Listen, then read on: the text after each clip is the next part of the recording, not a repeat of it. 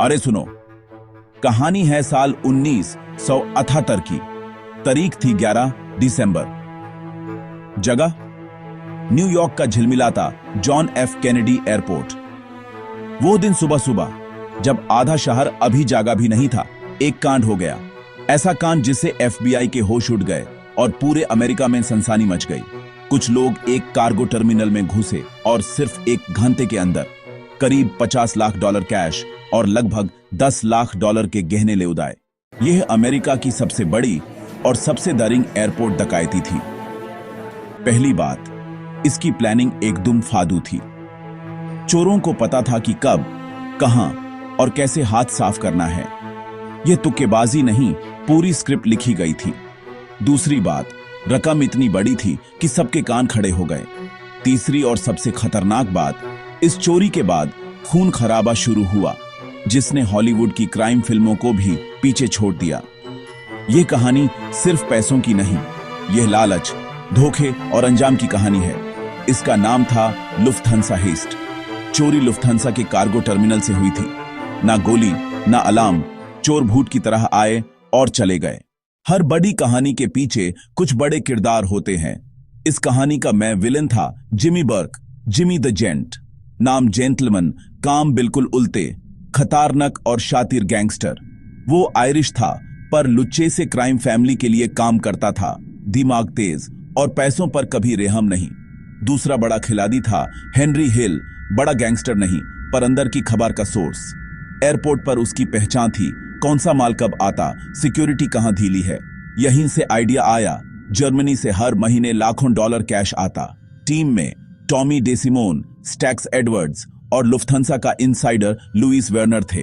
Tommy गुस्सैल shooter, stacks सबूत वाली गाड़ी मिटाने वाला, वेर्नर अंदर का भेड़ी जिसके ऊपर जुआ का कर्जा था। सबने सोचा परफेक्ट क्राइम, पैसा बांटेंगे, जिंदगी ऐश। पर लालच ने उन्हें अंदर से जाला दिया। परफेक्ट क्राइम के लिए परफेक्ट प्लान चाहिए होता है। इस प्लान की नींव रखी हेनरी हिल ने। यूज लुइस वेर्नर से टिप मिली। हर महीने वेस्ट जर्मनी से फॉरेन करेंसी JFK आती। फौजियों और टूरिस्ट्स के एक्सचेंज का पैसा रात भर लुफ्थांसा के मामूली वॉल्ट में रखा जाता। सिक्योरिटी नाम मतरा, बस एक दो बूढ़े गार्ड्स। हेनरी ने खबर जिमी को दी और जिमी की आंखों में डॉलर के साइन चमक गए। महीनों तक उसने टर्मिनल का नक्शा, गार्ड शिफ्ट्स और वॉल्ट तक के रास्ते समझे। प्लान, आधी रात के बाद हमला, जब स्टाफ थका होता है। टीम को निर्देश, किसी को चोट नहीं, गोली नहीं, चेहरे धांके रहेंगे। काली वन और चोरी के बाद वन गायब। हर छोटी डिटेल तय, रास्ते तक।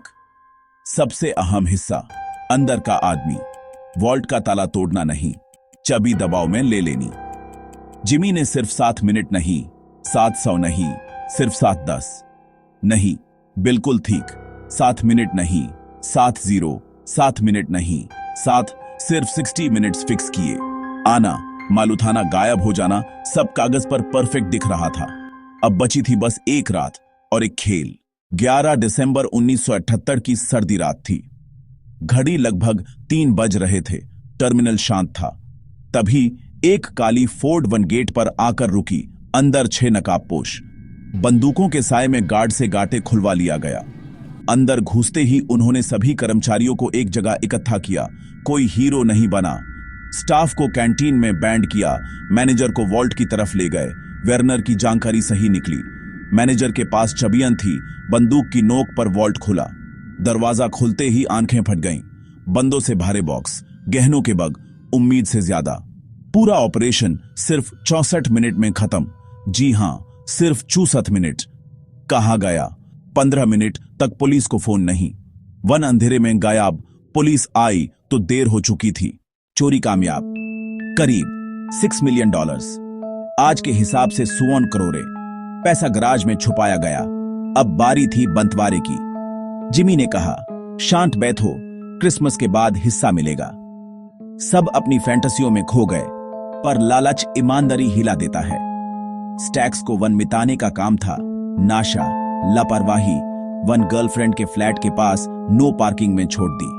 2 दिन बाद वन मिल गई। FBI को पहला बड़ा सुराग मिल गया। जिमी का पारा चढ़ गया। अब एफबीआई जल्दी पहुंच सकती थी। यूजदार था, कोई पकड़ा गया तो सबका नाम उगलवा देगा। पहला निशाना स्टैक्स एडवर्ड्स। एक हफ्ते बाद उसकी लाश गाड़ी में मिली। ये बस शुरुआत थी, अब दोस्ती दुश्मनी में बदलने लगी। पैसों की चमक खून की प्यास बन गई। जहां जिमी अपने ही साथियों को मिटा रहा था, वहीं एफबीआई अपना जाल बिछा रही थी। वन से मिले फिंगरप्रिंट्स ने उन्हें नेटवर्क के करीब ला दिया। उनका यकीन था यह काम जिमी बर्क और उसकी गंग का ही है, पर शक को सबूत बनाना आसान नहीं। फोकस शिफ्ट, एयरपोर्ट के करामचरी, बैकग्राउंड चेक्स, फाइनेंशियल्स, अंदर का भेड़ी कौन। नजरें पड़ी लुइस वेर्नर, चोरी से पहले जुआ, बाद में महंगी खरीदारी। एफबीआई ने उसे उठा लिया। शुरू में चुप, फिर सबूत और धमकी, बोल वरना जेल। दार के मारे वो टूट गया, अपनी भूमिका कबूल की, कुछ नाम बताए। जिमी का नाम नहीं, ना हेनरी का, क्योंकि जान का खतरा। पर एफबीआई के पास अब निशाने थे। हेनरी के फोन टप, हर मूवमेंट ट्रैक, गैंग तोड़ने का तरीका, किसी को सरकारी गवाह बनाना। उनकी सबसे बड़ी उम्मीद थी हेनरी हिल। वो ठीक मौके का इंतजार कर रहे थे और मौका जल्दी आने वाला था। जैसे जैसे एफबीआई का शिकंजा कसा, जिमी का खौफ बढ़ता गया। उसने सफाई अभियान शुरू किया। कुछ ही महीनों में मेंबर्स या तो गायब होने लगे या लाशें मिलने लगीं। न्यूयॉर्क का अंडरवर्ल्ड कब्रिस्तान बन रहा था। जो महंगा खरीद रहा था या हिस्सा मांग रहा था, जिमी की हिट लिस्ट पर चढ़ गया। मार्टी क्रूगमन ने $5 लाख मांगे। कुछ दिनों बाद वो गायब हो गया। माना जाता है जिमी और टॉमी ने उस मारकर दाफन किया। कई छोटे अपराधी भी हमेशा के लिए छुप करा दिए गए, और टॉमी डे सिमोने भी बचा नहीं। दूसरे माफिया परिवारों की नाराजगी और जिमी की खामोशी। लगभग 10 लोग मारे, जिन लोगों ने मिलकर अमेरिका की सबसे बड़ी डकैती अंजाम दी थी।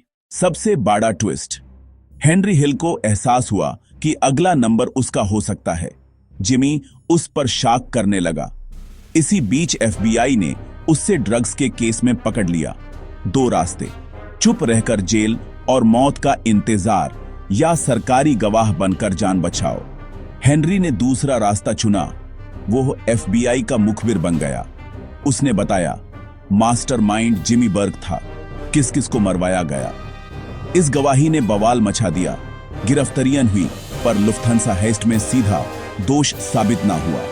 हेनरी की गवाही पर जिमी को एक और मर्डर केस में उम्र कैद मिली। इसी गवाही पर वाइज गाय लिखी गई, और मार्टिन स्कॉर्सेज़ी की गुडफेलास ने कहानी को अमर कर दिया। हेनरी और परिवार को विटनेस प्रोटेक्शन मिला, नई पहचान, नई जिंदगी। पर सबसे बड़ा सवाल, पैसा कहां गया। एफबीआई को कुछ हजार ही मिले, बाकी कहीं छुपा बांध दिया गया या धरती में दाबा। ये गैब खजाना आज भी राज है। तो आखिर इस कहानी से क्या सीखने को मिलता है। लुफ्थांसा हेस्ट सिर्फ चोरी नहीं, लालच, धोखा और अंजाम की मिसाल है। परफेक्ट प्लान भी इंसानी फितरत, लालच और डर के आगे फेल हो जाता है। जिन्होंने सोचा पैसा जिंदगी बदल देगा, उसी ने जिंदगी छीन ली। दोस्ती, वफादारी, सब खून के प्यास में बदल गए। अपराध का रास्ता शुरू में चमकदार लगे, अंजाम हमेशा अंधेरा। फिर भी ये कहानी पॉप कल्चर का हिस्सा बन गई। गुडफेलस जैसे काम की वजह से आज भी जेएफके से गुजारते हुए लोग सोचते होंगे, यहीं कहीं इतिहास की सबसे बड़ी डकैती हुई थी। और वो गायब खजाना, सवाल अभी जिंदा है। यही राज इस दस्तान को जिंदा रखता है। गलत तरीके से कमाया पैसा कभी सुख नहीं देता, सिर्फ डर, शक और तबाही। शायद असली खजाना सुकून और ईमान की जिंदगी में होता है। सोचकर देखना तो।